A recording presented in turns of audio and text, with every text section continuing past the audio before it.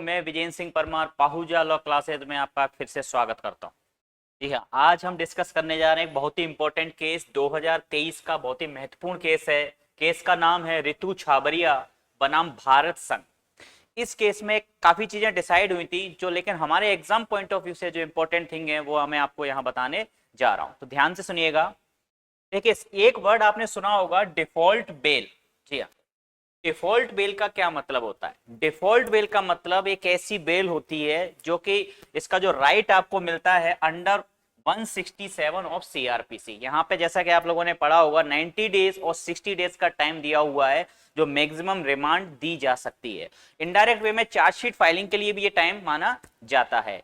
तो ऐसा होता है कि अगर चार्जशीट इस गिवन टाइम में जो 90 डेज और 60 डेज का जो कॉन्सेप्ट है, ठीक है, जैसा भी केस हो, 10 साल से ऊपर के में 90 डेज और 10 साल से नीचे वालों में 60 डेज एप्लीकेबल होता है।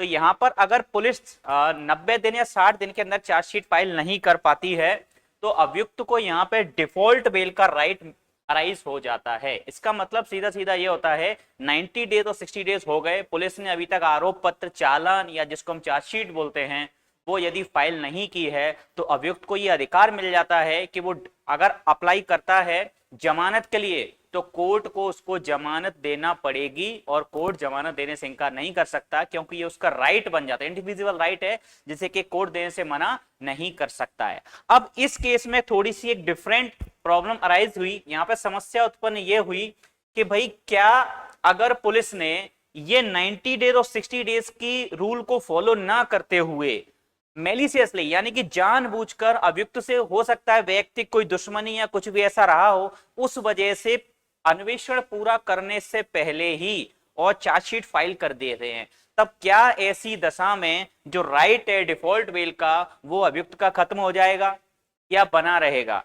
तो माननीय सर्वोच्च न्यायालय ने इस केस में कहा कि यदि पुलिस ने अन्वेषण पूरा किए बिना इस गिवन टाइम से पहले अगर चार्जशीट फाइल कर दी है तो इससे जो है उसका राइट है डिफॉल्ट बेल का वो समाप्त नहीं हो जाता। आज के लिए इतना ही, बहुत बहुत धन्यवाद, थैंक यू सो मच।